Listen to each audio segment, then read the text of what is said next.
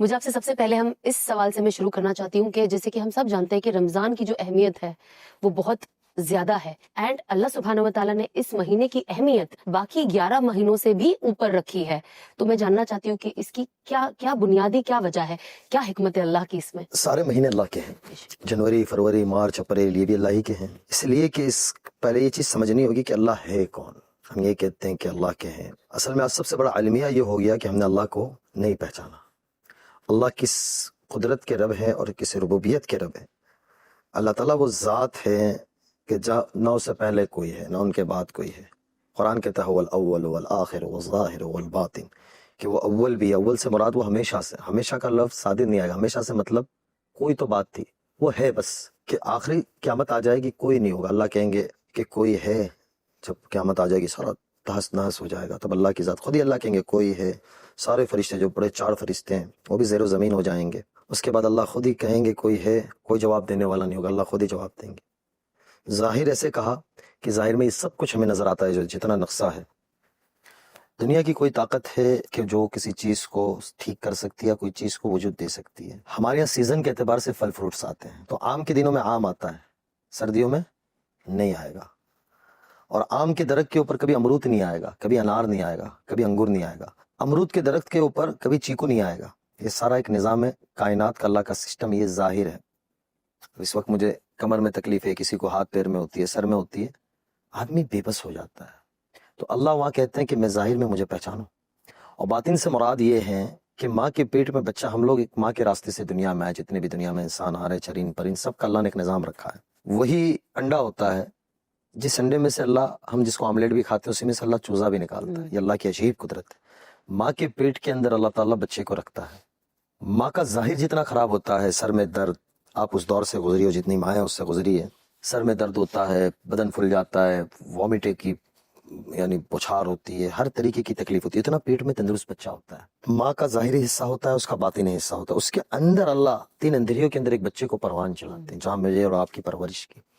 اور 9 مہینے میں ہم نے کسی نے یہ نہیں کہا تھا اللہ سے کہ مرد بنانا، عورت بنانا، کالا بنانا، گورا بنانا، ڈیزائن ایسے کرنا. اللہ نے سب کا نظام بنایا. یہ اللہ ہے. اب اس اللہ نے اس رمضان المبارک کو ہمارے اوپر ظاہر کیا اور نازل کیا. تو قرآن کہیں جگہ رمضان کی بات کرتا ہے. اس سے پیچھے چلے جاؤ، علماء نے لکھا 11 مہینوں کے نام عربوں نے رکھے: محرم، صفر، ربیع الاولی، ربیع الاخر، جمادی الاولی، جمادی الاخر، رجب، شعبان اور شوال، ذی القعدہ، ذی الحجہ.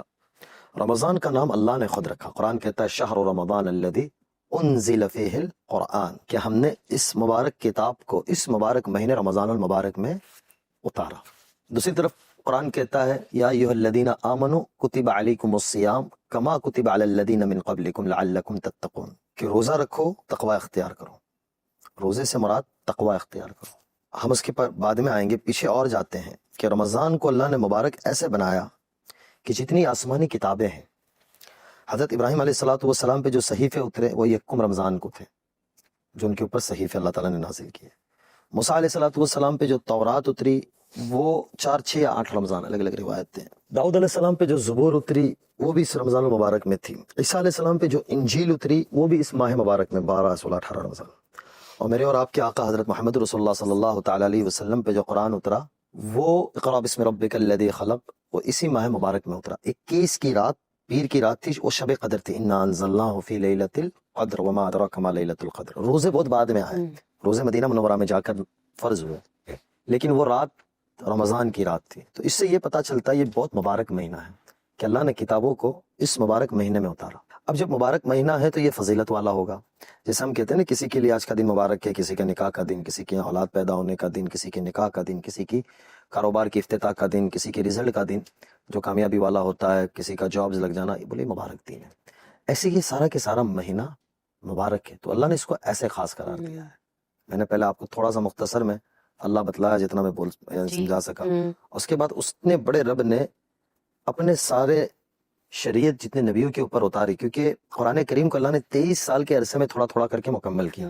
باقی نبیوں کے اوپر، انبیاء علیہ السلام پہ ایک ساتھ ان کی کتابیں اور ان کی نازل ہوتے تھے. قرآن کریم کو اس رمضان کے ساتھ خاص ہے. قرآن اللہ کی کتاب نہیں، اللہ کا کلام ہے. کتاب کے ساتھ ساتھ اللہ کا کلام بھی ہے. کئی جگہ اللہ نے ذکر فرمایا یاسین والقرآن الحکیم انک لمن المرسلین. آگے آ جاؤ، الرحمن علم القرآن خلق الانسان، اللہ نے اسے بہت ساری جگہ پہ قرآن کریم کی عظمت کو بیان فرمایا، تو اس مبارک کتاب کو اللہ نے اس مہینے میں اتارا، تو ایسے ہی رمضان ایسے ہی رمضان خاص ہے۔